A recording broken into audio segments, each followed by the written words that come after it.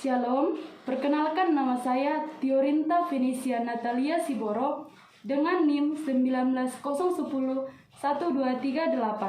Saya dari grup G, semester 4, Prodi Pendidikan Agama Kristen. Baiklah, di sini saya akan menyelesaikan tugas saya dari mata kuliah Pak Remaja dengan dosen pengampu Bapak Andrianus Nababan. Sebelum saya memulai wawancara saya ini, saya ingin mengucapkan terima kasih kepada narasumber saya yang telah bersedia untuk saya wawancarai dan telah meluangkan waktunya membantu saya dalam menyelesaikan tugas saya ini. Apakah saudari sudah siap untuk saya wawancarai? Ya, saya sudah siap. Coba saudari jelaskan tentang identitas saudari. Inisial saya CF, usia 20 tahun, status mahasiswa. Sebelumnya saya sudah mengetahui bahwa masalah saudari itu yaitu tentang kurangnya bersosialisasi. Coba saudari jelaskan apa sih yang melatar belakangi sehingga saudari cenderung kurang bersosialisasi? Yang melatar belakanginya di mana saya takut dibully.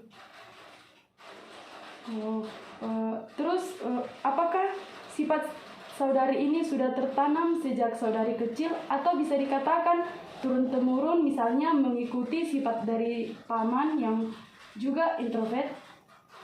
Tidak. Oh tidak, berarti sifat saudari ini sudah terjadi semenjak Anda kecil seperti itu. Apakah saudari nyaman dengan sifat saudari yang seperti ini? Saya merasa nyaman.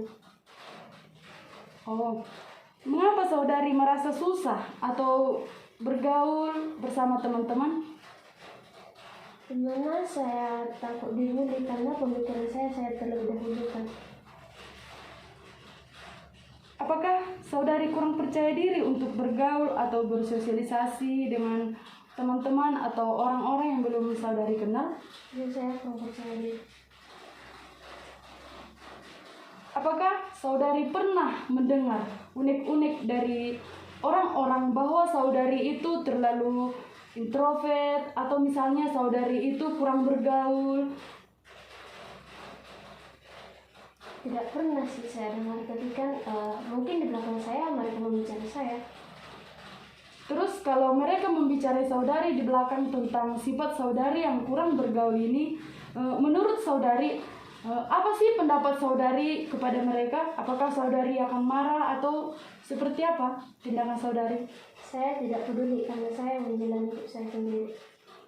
Terus ketika mereka benar-benar membicarakan saudari, bagaimana perasaan saudari ketika saudari mendengar langsung atau mendengar dari orang bahwa saudari itu selalu digosipi, yang terlalu berdiam diri di kamar, kurang bergaul seperti itu? Saya biasa saja. Berarti Anda tidak peduli apa yang didengarkan kata orang? Enggak.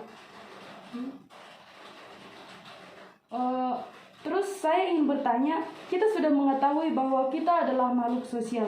Bagaimana Anda dapat melakukan sebuah interaksi atau sebuah pergaulan jika saudari itu tidak mau bergaul atau selalu menutup diri? Ya, saya mau sih bergaul. Kalau orang datang ke rumah, saya mau sih bersosialisasi dengan orang tua, kerabat. Coba saudari jelaskan apa sih atau dampaknya jika saudari itu terlalu menutup diri di kamar? Apakah saudari bakalan bertambah temannya atau semakin berkurang? Ya mungkin berkurang kalau berkawan. Oke. Tadi kan saudari menjelaskan bahwa saudari itu selalu di kamar atau susah bergaul dengan teman-teman. Apakah saudari memiliki seorang sahabat atau seorang teman yang selalu setia, yang selalu ada untukmu? Iya, saya mempunyai sahabat. Walaupun dia jauh di sana, dia selalu mengingatkan saya. Berarti sahabat saudari itu virtual, bukan langsung? Langsung sih, tapi gimana ya? Karena ada berjauhan, jadi kan gimana gitu. Berarti kalian komunikasiannya hanya lewat telepon seperti itu? Iya, jadi. Pertanyaan saya berikutnya, apakah saudari memiliki rasa malu atau ketidakpercayaan ketika bertemu dengan orang-orang di luar rumah Atau coba saudari jelaskan perasaan seperti apa sih yang Anda rasakan ketika bertemu dengan orang-orang di luar, atau misalnya saudari disuruh ke kantin. Bagaimana sih perasaan saudari? Coba saudari jelaskan. Ya, perasaan saya biasa saja. Saya menerobos begitu saja. Saya tidak peduli dengan orang lain. Pertanyaan terakhir saya, coba saudari jelaskan bagaimana sih pendapat orang tua saudari tentang sifat saudari yang seperti ini? Apakah mereka peduli pada saudari, atau apakah mereka cuek aja dengan sifat saudari yang seperti ini? Kita tahu orang tua kan nggak mungkin nggak peduli seperti itu. Pasti orang tua saya peduli. Dan mungkin mereka juga memberikan saran kepada saya. Berarti bisa dikatakan orang tua saudari juga peduli pada saudari. Ya. Oke, di sini saya menyediakan beberapa cara menanggulangi tentang masalah saudari, atau sebuah motivasi pesan Alkitab agar saudari semakin membangun diri. Yang pertama itu, seharusnya keluarga saudari memberi dukungan pada saudari agar saudari tetap semangat dalam menjalani aktivitas. Bahkan mereka harus memberi motivasi dan jangan pernah memaksa saudari untuk pergi keluar dengan sendirian. Mereka seharusnya menuntun saudari untuk pergi, misalnya merayu saudari, ayo pergi ke sini nak, supaya kamu tidak di kamar selalu. Yang kedua itu, kalau boleh saudari misalnya mengajak saudari untuk bergaul, atau misalnya pergi ke taman rekreasi, melihat sebuah hiburan, atau misalnya pergi ke gereja bersama, agar saudari melihat betapa indahnya sebuah keramaian itu.